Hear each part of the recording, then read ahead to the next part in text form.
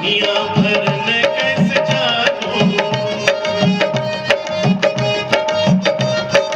दुनिया भर ने कैसे जानो गिंदा खली कोनो बड़ी है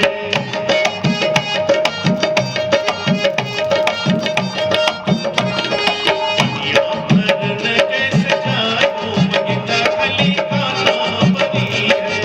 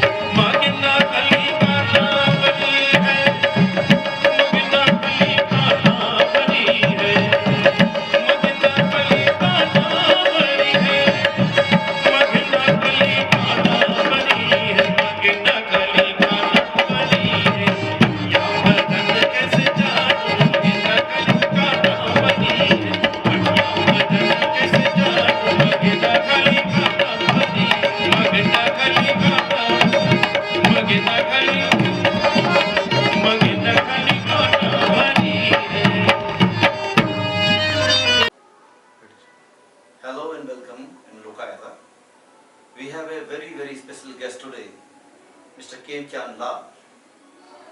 He is from South Africa, but his ancestors hailed from Purvanchal in Uttar Pradesh.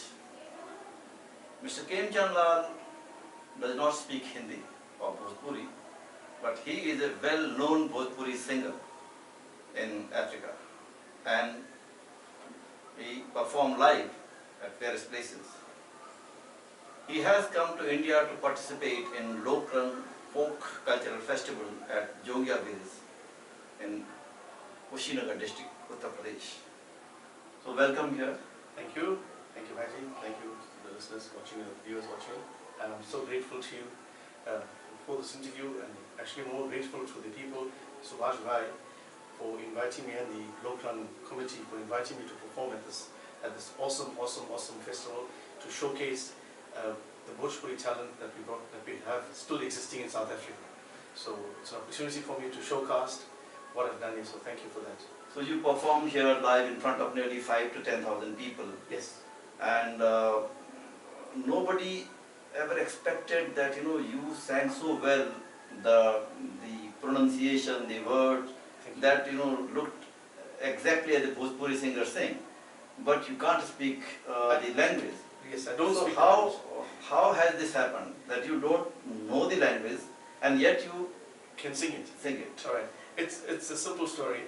We didn't have, I may be wrong in saying this, but my understanding is we didn't have the opportunity to learn the Bhojpuri language at a level, or a schooling level, or academic level.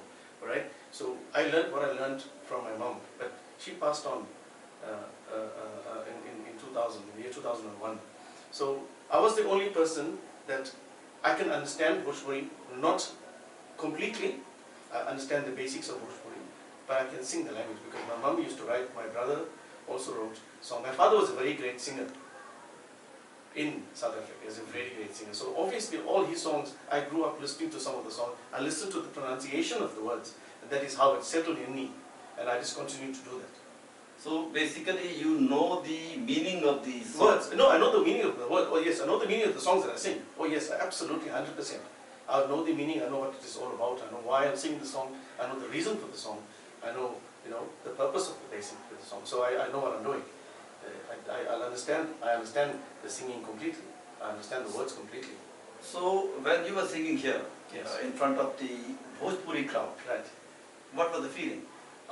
First, I was in shock. I was scared. I was very afraid, to be honest to you, because I'm coming to my motherland, a country where Bhojpuri is the language. It's the #1 language, spoken language. English is different. It's like, I know as much Bhojpuri as you know as English. You understand? So, Yes. and I could not understand. I couldn't fathom the fact that whether I'm going to be accepted, or whether they would understand me or not understand me. I was worried. But what I did before that is I sat with Subhash Bhai, sat with Asha ji, and I said, these are the songs that Raj Mohan, a very good friend from Netherlands, who's actually introduced me to Subhash Bhai. Yes. And he said he chose the songs for me. He says, sing these songs will be good for you, and it will go well in Lok Rang. So I did that, and I sat with Subhash Bhai, and I said to him, Subhash Bhai, these are the type of songs I'm singing. He says, no, it's very good. It's very good. And I don't know who wrote the songs. I said, look, this is the song my brother wrote, this is the song my mother wrote, and these are the songs. He says, no, that's very good. And he arranged the musicians for me. And we had a little session for about half an hour yesterday morning, because the musicians only came in yesterday morning. And we blended so well. But that was not my worry. My worry was going on stage and executing, delivering from inside you, delivering your goods. Because you can be the best baker. Yes. But there is that one day that the cake will not come right. You can be the best cook, the best chef, and that will be the one off day that you get. Yes. Then the meal will not taste right. And I was hoping that never happened to me. I was hoping that doesn't happen to me. And for me, I must thank God, Mataji's blessings, my parents looking down upon me, my ancestors looking down, because this is ancestral ground. This is 100% ancestral ground for me. And I think that my ancestors have done me good. Proud of the fact that I've come back here to execute what they did. So this is your first trip to India? No, I've been to India many times before, but I haven't come to this part of This the part. country. Yeah. So this must be a very emotional thing. Very, very emotional. I was actually in tears before I could go on stage. When I think his name Dinesh Bhai was introducing me, I had to swallow my saliva Yeah. because I had the tears were inside me. I had to swallow my. I don't know if it's an expression, if it's understandable, that I had to swallow my tears from back because I didn't want anybody to see the emotions that I was going through. It's a very big moment, even for South Africa.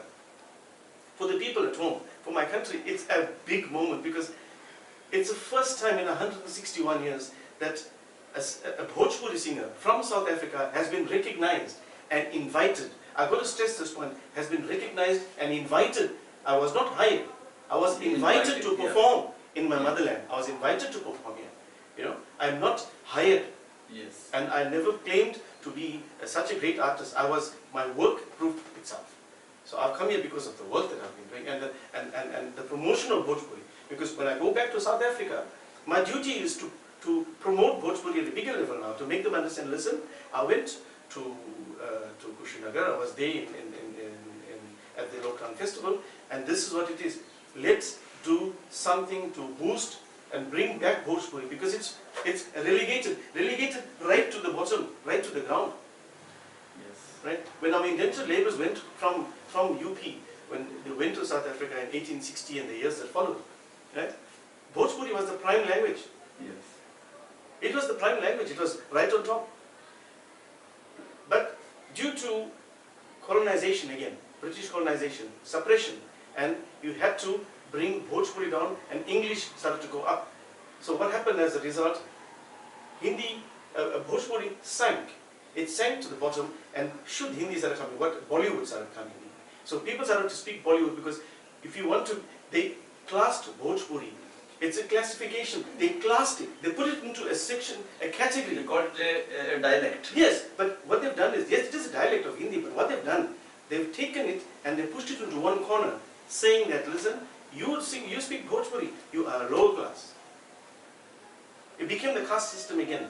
It's in a different form, but because you speak Bhojpuri, Bhojpuri is a low language, you don't deserve any exposure, you don't deserve any acknowledgement. Bhojpuri is not an acknowledged language. There are people that speak Bhojpuri in their homes in South Africa. There are lots of people who speak it. There are lots of people who do it at home, but they can't speak it out. They can't communicate with other people because it's a laughing matter. Okay. Oh, in Africa it is a laughing matter If you speak among Indians. Yes, amongst Indians. If you speak Bhojpuri amongst Indians, certain people, they laugh at you because they got Bollywood into them. They listen to Bollywood. They only listen to Bollywood.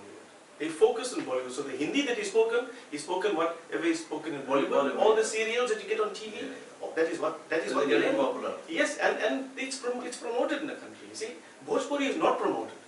Okay, well, Bhojpuri has a big diaspora now. Yes, it has. In Europe, in I didn't know. Actually, I swear to God, when I came here, this is my point. I didn't know that diaspora is also, promoting only the same Bollywood style of things. Bollywood is stealing from which has Bhojpuri. degenerated Yes. the whole Bhojpuri sweetness. Yes, I would say. they have done that. I've listened to songs from Bollywood movies that has taken Bhojpuri songs and they've changed it around, and the sweetness is not there.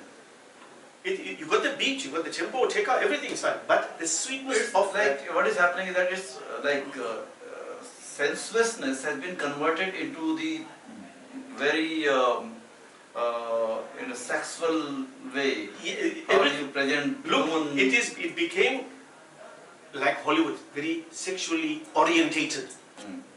You understand? It's sexually orientated. Anything. If you take, for example, if I take a song, I've done a song that was written by Santosh Patel and Praveen Pankaj Singh. Music, they in Delhi. I'm in South Africa. Pankaj Singh, the Dr. Chandan Singh is in Patna. He did the music in Patna. The video was done in Odisha. Okay. I don't know this. I haven't met Dr. Chandan Singh up to now. I haven't met him. I haven't met Praveen ji yet. I only met Santosh Patel. Oh. But they wrote the song, gave it to me to sing. I give it. Now, if I put in any sexual contact on the video, it would be a #1 hit. on YouTube. Basically vulgarity. Vulgarity is selling. Is selling, and they are being And promoted. Promoted. Yes. You look at Bollywood movies, you look at the dressing now, unbelievable. It's a style, they've gone to match Hollywood. Yeah. So my point here is like you are saying that this is your motherland. What do you call South Africa as that is your motherland or this is your motherland? This is my motherland. That is the country I was born and living in. It's my country. Okay. I will not define my country. Yeah. I'm a South African, but of Indian origin. Okay, but you will claim that this is your motherland. This is obviously my parents came from, my grandparents came from Kanpur and Bihar. Okay. So I'm a Bihari, you know. So you tell me about your grandparents. So you're like third generation now. No, I'm I think fourth or fifth generation. Fourth or fifth generation. So whoever your grandfather or great grandfather, who were they? You know where were their real ancestry, the places and the. To my knowledge, my Dadaji came from Bihar, and my Dadaji came from Kanpur. Ah. That's the knowledge that I have. How correct I am, I'm not sure. But Bihar means you know some place. Bihar is used. I'm not sure which part of Bihar. Okay. I'm not sure which part of Bihar, but that's the knowledge that I was fed or given to understand from my eldest brother. Okay. My Bhaji is my eldest brother, so he's given me, because obviously he had a relationship with my Dadaji. Okay. He had a relationship with my Dadaji. I had never seen my Dadaji, Okay. but I had a relationship with my Dadi. So there was, but then it's a system where you don't get too close to the older people. The children, the children stay far, Yeah. and the older people are one side. So there was not enough time for us to communicate with our grandparents, to question them and say, listen, Daji or Aji, Where are you from? where are you from, and what is your family background and your family history? And your your social background, the caste locations, Yes, like this they matter couldn't- here. Yes, they couldn't So tell do us. you know, basically, do you assume which community you belong to? Like in India, we always say that this community. Well, I can tell you, for what I was given to her, Yeah. I know I'm a Chamar. Ajay, this is informed to you by. Yes. No, I'm proud. No, this is. I You have to be proud. Everybody should be proud. I'm very proud of the fact that I'm a Chamar. Because I'm asking this question not because we have to locate. No, you have to It's go important. back. You have to go back and find out. Where are you, your ancestry, your people? It's important, and you should be 100%. proud of it. So No, it's- I'm very proud. I'm very proud of the fact that I'm a Chamar, because if there's a caste system, it's a caste system. It's not my fault. I didn't start it. No, you are proud. That is enough. That's it. So you tell me about what story you heard about your grandparents. How did they come? They narrated. What were they working? According to my knowledge, my great not my grandparents, my great grandparents, right? They came down saying because of the indentured laborers, the sugarcane farming, and they started working. But again, I will tell you, Bhaji, from my knowledge, what I was given to understand is that if it's the right word to use, Pardada, which is my father's grandfather. Yeah.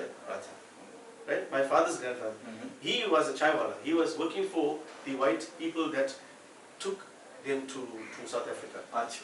So he was working as, he was Basically making a tea shop. yeah, he was working for them. Tea vendor kind of. Tea kind of vendor. He was working for him. So, looking after the house, that's what his job was. And which place they settled in South Africa first? They settled in Tongat, which is called the district of Tongat, which is in the north coast of Durban. Okay. It's in the district of KwaZulu-Natal, and there was a place called Imona, a small village called Imona. Okay. So Now, after 4th or 5th generation, you are all well settled now. Oh yes. When did your family, like your parents, got settled? It took a long time, because my father died in 1975. Okay. So we were still living in the village, right? We were still living in the village, and then it was because of the Group Areas Act. South Africa is called Group Areas Act, where the white people come and take over your country, take over your land, pay you off a little bit of money, and move you out for convenience, for redevelopment of the country. Right? So they moved us out of there. We moved into a district called Phoenix. But my dad was already dead by then. And we moved into Phoenix, and that's when life started in 1980. Was in 1980. So life started to change for us, and I'm not ashamed to say that I've never done I never matriculated in school. I never do, I did 10th grade. Okay, okay. But I was forced to leave school because my elder members of the family got married and went on. My mom was alone, my dad was already dead. I had one brother with me and two sisters. So we are a family of 10. Okay, oh. My parents had 10 children. Right? Just last year I lost one of my sisters, passed away, and my one brother passed away. But I had to leave school early. Oh. I had to leave school at a very early age. I was 14 years old, I left school, and I started to work. Okay. And I started to work in a picture framing company. I make picture frames. Okay. And today I own my own picture framing business. Okay. Right? It's not a very big business, but it's a picture framing business that looks after me and stuff like that. So basically that's when life started for us, post 1980. So 80s was the period when Africa had a lot of unrest because they moved for anti-apartheid movement. Yes. So how did apartheid impact Indians? Did it impact or not? Look, if you go back in history and if you compare the 1980s to now, right? My knowledge, my preference is I was actually better off In the white regime. in the white regime. Because the restrictions may be better now. There may be no restrictions now. But we are still in apartheid in reverse. We are still in apartheid in reverse. Ah. Where it was preferential treatment given to white people pre-1994. Post-1994, we became apartheid in reverse. Now it's black regime. So we still, as Indians, we're still stuck in the center. But Indians are not a homogeneous category. Indians are Gujarati, the Banya, the Marwadi, Yes, and then everybody. Dalits and the Bhojpuri. So Yes, yeah. how do Indians, is the hierarchy there among Indians or it doesn't exist? Look, it does exist. There's no such thing as everybody is equal. Ah. Because there is still a position, there's still a problem in the country where the rich are rich, they will still look down upon the poor people. It's a given, they want to deny it. If they deny it, that means they are in serious denial. They learn to accept it, then it's fine. You learn to accept these things because you see it every day, and there are people that will do it. For example, when I say to you, it still exists, I'm a businessman. I own a big business. I've got staff working for me. Why shouldn't my staff eat from the same canteen or eat from the same dish from the same pot and eat? They are working for me, they make the work, they do the work, I sell it, I get the money, but they do the work, I don't do the work. So why should they be treated differently? Why should my children go to a high school, a private school, and their children go to a normal, low-class school? Why? It's their hard work. So you mean to say basically that during the white regime, You had opportunities. you had opportunity. You had opportunities. But now that these opportunities are not there. Now the opportunity is not Is it- there. Because now it's if you got money, you basically paisa bolta hai. You know what I'm saying? That's basically that's what it is. But is it also true that the colonizers, like in the terms of whites, Yes. they corrupted the leadership of the If they did, which they did, we know. They did, but they did it subtly. They didn't expose it. It was not exposed. And because it was not exposed, it wasn't questioned. But the country still ran properly. We never had hassle that we have now. Now you can see the corruption, you can see the corruption in higher levels. So you can see it's so rife at the present moment, it's not controllable. So, among Indians, how often you meet the non-Bhojpuri people? Very often. Very often. Very often. Very often. And how is their the treatment? No, Now they're professional. No, it's professional. We talk, if it's family, we talk, and generally we speak, everybody speaks English. Okay. So we were forced to learn English. English is the official language. National language. Yes, national language. Also at that time, because it was not only the British colonizers, it was the Dutch. Yeah. So they brought in Afrikaans. Yeah. So we were forced to learn English and Afrikaans in school as two main subjects. You fail any one of those subjects in school, you fail exam. Oh. Right? Now it's compulsory to learn Zulu. Oh. You see, Zulu is the So compulsory. it's compulsory to learn Zulu now. Yeah. You've got to learn Isizulu because the country is now run by black alphabet. So you have to learn. isiZulu is the official language. English, Afrikaans, isiZulu. Yeah. We have to learn. Now, some of us, there was no Hindi in between. There was no Bhojpuri classes. If there were Bhojpuri classes, you learn at home. Then they tried to make Hindi part of the syllabus. They did try. I can give credit to the government. I won't deny that. There's certain places, but then it became abused. Okay. So anything that you get too much of, there's an abuse of power. There is an abuse of power, and I'm not afraid of saying this live. It is an abuse of power. Everybody abuses their power. But how much power is abused by the Indian community leaders? No, it's plenty. A lot of power has been abused. A lot of power has been abused. I have heard the stories from my African friends Okay. that the Indian, think them racially inferior, and they still, Indians are, in their own opinion, worse than the whites. Let me tell you this, Raji. There are Indians there are super rich. There are super rich Indians in South Africa. If you can rate them amongst the rich people in the world. Super rich people. But those super rich people won't do anything for the lower class people, for the people that are like the poverty-stricken people. They will only tell you, they will talk. They will say, listen, we're going to do this for you, have a meeting, have a discussion, have a conference, oh, we're going to do this, we'll do this. They do nothing. They want your vote. During election, you want your vote, come give us a vote, we'll do this. They will do nothing for you. Because it's all about power.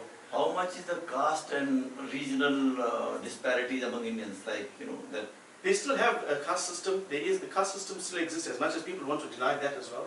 How does it operate? It depends on the individuals. It depends on the individuals. For example, let me give you this example. There's a girl from the Maharaj family. Now, supposedly the Maharaj people are the upper class, and the Chamar people are the lower class.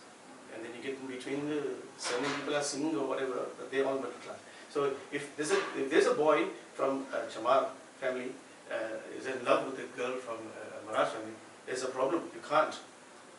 They can't. You can't marry because you can't change, the girl can't change the religion. Right? She can't change the caste system because again, you follow certain rituals. The Maharaj family or the caste follows a certain type of Which is the rituals. Maharaj family? What is that? We see, you see, The Brahmin. the Brahman. Maharaj. Maharaja Brahman. But you call them Maharaj. Well, it became a surname. Oh, It okay. became a caste. Oh, okay. Right? It became a caste where the Maharajas are, Maharajas, Maharaja. but they're not Maharajas, they're Brahmins, Yeah. Purohits. Purohits. Okay. So they became, because you're a Purohit, you're a Maharaj surname, you're a surname of Maharaj, you become a Purohit, you're a Pandit or a Brahmin. You conduct puja, Katha, Janda, Satnarayan Katha. So you do all those pujas, you are now a Pandit. So when you're a Pandit, your family is superior. So that means that the marriages in South Africa, in the Indian community, are mostly confined to their communities. Well, people are take whatever the story is, but I want them. But there is a resistance. There is resistance. No, there is resistance. No, there is. There's the parents and With the parents, communities. both sides. There is also, if you belong to the Muslim community and you go to the Hindu community, there's also a division there as well. There's also a barrier. To cross that barrier is also very difficult. Then you've got the Christian people. It's also the same story. So there is a barrier, and there's a religious barrier. There is tolerance. There is tolerance up to a certain level. There is tolerance. Because personally, my blood brother, we born from one mother. Okay. But he became Christian. I'm still Hindu. Okay. I cannot define him as my brother. He is still my blood brother. But our belief system changed because he's one belief in the teachings of Lord Jesus Christ. Yeah. So in Africa, did you come across about the movement that like Dr. Ambedkar and Jyotiba Phule? Did you hear their name or nothing? Never. They news. I haven't heard their names. So you never knew that in India the Dalits have really changed and they have been defining things and they are questioning now the Brahminical rituals and religion itself. No, I haven't paid attention to it. If it's there, I haven't paid attention. You're right. I don't consider. That's why today was the birthday of Jyotiba Phule. Okay. And Phule is 195 years old, right? Okay. And he spoke against, the superstition, and he wanted to tell people that discard the Brahminical rituals and believe in humanism, seek truth. Okay. So he developed a truth seeker society. Okay. So that's, he worked for the peasantry, and he wrote a book called Ghulamgiri, slavery. Slavery. Ghulamgiri is slavery. And the other book is Kisan Ka Koda, the whipcord of a farmer. Okay. So that work is very popular among the Dalits here in India, Okay. and they are now questioning the popular narratives. Okay. I am asking it because for the last few years I have been coming to Lok Rang, Okay. and I have been hearing the people from Girmitiya community, the indentured families, about their culture. And most of the time when we hear the songs, these songs are now rejected by the Dalit Bhojans in India. And because they don't, they want to question the popular narratives, which we were discussing actually Okay. Okay. at the daytime. Okay. That what is lok and what is folk culture. Yeah. The folk culture, who will define it? So when we are hearing from you, we are hearing the same like tradition or celebrating of the sun, women's bride sons. So, Yes. There's did so you much. ever come across like things that we need to change now? Look, how we're going to change it, I don't know.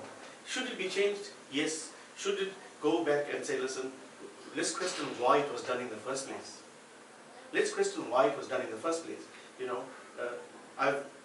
When you look at Indian weddings now in South Africa, in Durban, at certain stage, certain communities like the Muslim community had a particular ritual, right? Then the South Indian community had a particular ritual. North Indian people had a particular ritual. Now all three rituals are combined in the Hindu wedding. I don't understand it. Where did all those rituals come in now? So it's becoming, they're modernizing the ritual. It's just becoming modernized. They're going more towards, but it's influence. You must understand, modernization is called, the cause of it is influence. It's influence. That's simple. So you don't find any contradiction of your belief system now, because here people are questioning the belief system. Yeah, no, I heard that. I heard the discussions that were taking place. It's the questioning the beliefs. Because they say that this belief system has actually villainized or vilified the Bahujan communities Yes, they have done. and glorified the the upper elite, upper caste, whatever. No, you're right. They have. I've heard the discussions earlier, but I had to obviously excuse myself due to health reasons. Yeah. And I do believe everything needs to be questioned. Let's question why it started and why it changed. If it started here and it was going well, so somebody obviously changed it for their benefit. Yes. It's been changed for somebody's benefit. Yeah. Somebody benefited out of it. Whether it was a single person, whether it was a community or a country, but somebody benefited from it. That's the point. Anything that changed for benefit. Again, it's like being commercial. It's being commercial. I was given, my grandparents, my Dadaji were dhoti kurta. I'm wearing jeans and jackets and t-shirt. Why?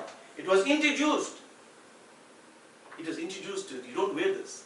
You must now change them because you're looking like a farmer, you're a low class person, you must change this outfit.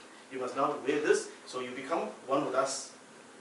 So that's basically what it was, influence. So living in South Africa, did you ever feel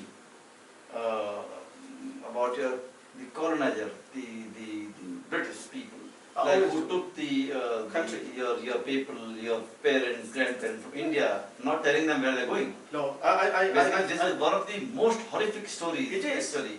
And but at the same time, I'm still grateful because they moved out. It was an advantage also. As much as I can be against them for taking my grandparents to, but if they didn't take my grandparents, I wouldn't have been born there. I wouldn't have been here.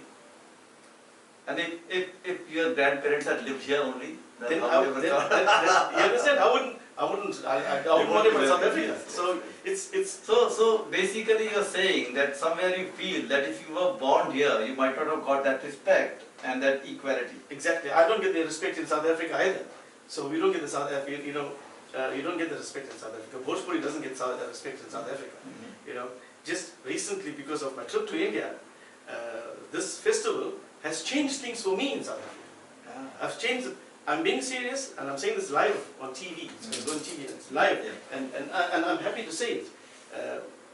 My music, the type of music I do, was always sidelined.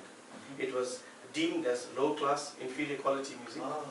As much as the education you can have in music and the knowledge you can, but because you sing in Bhojpuri, you offer lower But standard. who define that you are a low class music? No, it's the musicians. Who are they?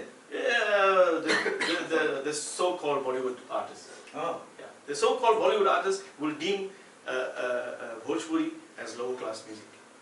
Because Bollywood, because again, at the end of the day, Bhaji, I want to say this loud and proud. I'm a Bhojpuri singer. I love my culture, I love my language, and I love what I do. I've got enough education to do what I do, and I do my original work. So, being a member of the indentured family, what do you think about Gandhi, who first fought the battle for indentured labor in Africa? Look, to my knowledge, What is the story about?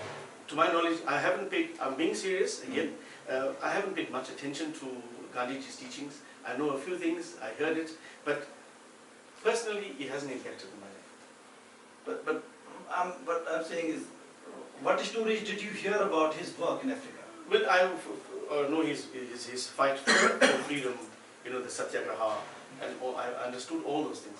But again, he was fighting for freedom, freedom for the Indians. But what did, he did it, yes, he did it. Whatever he did for his followers. What they did after he left is a total opposite of what he did. It's like our President Nelson Mandela. He fought for freedom also, just like Gandhiji. Yeah. Whatever he fought for was fine as long as he was alive. When he passed on, his followers turned everything around. So they basically went into us. So, in terms of your Bhojpuri music, what are the preferred thing that you do in the music? Like, you sing ghazals or qawwalis or basic songs, what? Initially, when I started to sing, I was singing bhajans, ghazals, and film music. So everything was, you know, like Anam Jogata, film music, Chokmar, you know, bhajans and stuff like that. But my mother, peace be upon her, she said to me, "Beta, if you want to become well known in this world, if you want to make a name for yourself, change, do something original, do something of your own, and people will respect you, they will remember you. You're singing Bollywood stuff, you will never be able to keep up with it. I'm not saying don't sing bhajans, I'm not saying don't sing ghazals, but if you sing Bhojpuri music, I will write the song for you. I will give you your father's song that your father used to sing. Sing these songs. Sing it in your way. Pronounce it like this, sing it, and one day you will prove, these songs will prove that you are made a name for yourself, that you are respected. It will earn you the respect that you require. You won't get that request, that respect if you continuously do Bollywood stuff. Or that. So I took it upon myself in 1988. I sat with my mother, she wrote me the first song. She said, sing this song. And I said, no, you sure? So she said, but she had tears in her eyes when she sang the song. Pehle jo pehla gauna, aib to sasu bheja paniya kona. Dekhli mein kuiya ke reet thari pache tawali ho. Kuiya se jalwa bhari bhari gagariya ghira putala. She told me, sing this song. This is my song. I learned it, sing this song. So she wrote it. I learned it. This is the first song that you sang. That my mother gave me to sing. Your mother gave you. So you have a lot of influence of your mother. Oh yes, yes, and my big brother, God bless him. So you tell me about your mother. What was she? And she was a writer, a poet, and what? She was a housewife. Housewife. She in 1949 there was a riots in South Africa where the Indian people were being targeted, and her father passed away, and she came from a very rich background. Her father had a construction company, and those days in the white country, when as an Indian man you got a construction company, you were deemed to be a very, very rich person. So my mother came from that background, and when her father died, again superstitious beliefs. My granny, my nani was moved to asylum, and my mother, together with her siblings, were moved into a an orphanage, which is called the Aryan Benevolent Home now. It's an orphanage, and for old people and young people, basically it's an orphanage. And in 1949 she got married to my father, and she came in to live as a housewife, obviously. But she was well educated in Hindi, she was well educated, Shuddh Hindi. Oh. She was well educated in Hindi, she was well educated in Bhojpuri. She also was very well educated in Indian English Academy. Oh. So she was very educated. She was a very educated woman. My father, at the end of the day, he was not that educated in English. But Haji, my father was so good, he knew the Ramayana in the back of his hands. Oh. Again, because you're a Chamar, you're not supposed to learn Ramayana. How do you know that when you are not supposed to learn the Ramayana? I'm telling you what I was given to understand. In the family, you were told that you are No, my father always told us that because you belong to a lower class, you are not supposed to touch the Ramayana. You're not supposed to know all these things because that's only for the upper class people. This he has told you. Yes, he told us. But he recited the Ramayana to us. He recited despite that. Yeah, he should recite the Ramayana to all of us. And he would recite, and there were certain dohas that he will, and the chopais, and he will sing and he'll explain and he'll cry and he'll do everything. His expressions were 100%. And I didn't believe that until I watched the series of the Ramayana on TV, on television, and I said my father was absolutely 100% correct in what he did, and what he taught us was 100%. And we learned that. But when your father said that you can't recite Ramayana or touch, because he didn't say we cannot do it. They were not allowed to do it. they won't allow you to do it. They were not, my father was not allowed to do it. In their generation, they were not allowed. He said, if you get a chance to do it, do it. If you can learn it, learn it. And again, the superstitious belief came in between. So things started to change, and then modernization came in, and then the influence, and so basically everything. So who was more modern, like your mother or your father, in terms of? Both were very culturally oriented. Okay. Yeah, no, they were not modern people. They were very culturally oriented. My mother never wore anything besides a sari. Okay. She never wore anything besides a sari. My father, obviously, certain times he wore his because of his work. He was working for a white man, so he was forced to wear a shirt and pants. Okay. But my mother never wore anything. And you celebrate all the festivals? Like Diwali? Yeah, Holi, yes. Diwali. Holi I don't partake in Holi. Okay. I don't partake in Holi. Again, it's a whole big issue. I was just saying. Diwali we celebrate Shiv Puja, which is Shivratri, Hanuman Jayanti, Ram Navami, Navratri, Durga Puja. We do the ritual. We do the pujas. I'm very staunch in what I do. I believe in my pujas, and I always believe that for me personally, that it's the grace of God that I'm here. If it wasn't Saraswati Mata's blessings, then I would not have this voice to sing. I would not have the opportunity to sing. So that is me at the end of the day. I'm grateful to that. But how many other, like in Africa or in Durban, like your community people, are there other people from your community? Yes, it's not just Bhojpuri, but your community. There's plenty of people. There's plenty, lots of people. There's lots of people. And is there any association or any particular relationship between them, or just? No, we meet.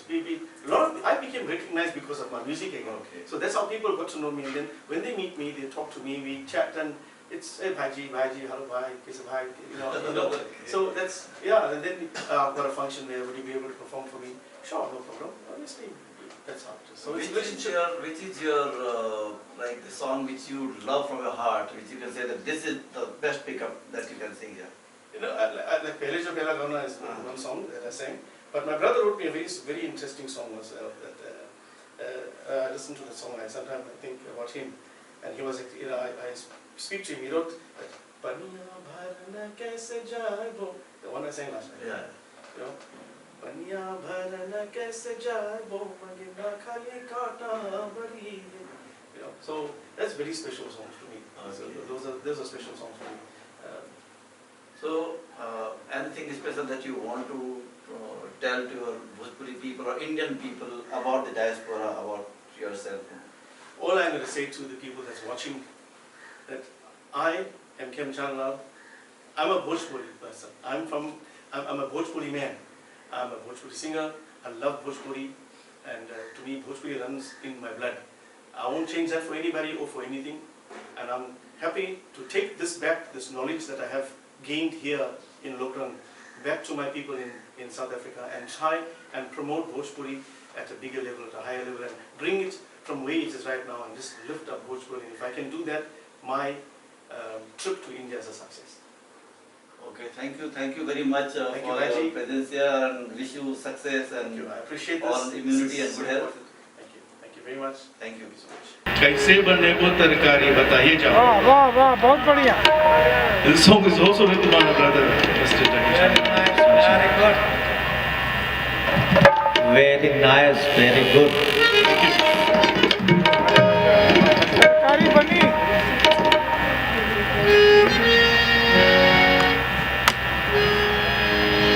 अरे बताए जाओ, बताए जाओ, बताए जाओ, बताए जाओ.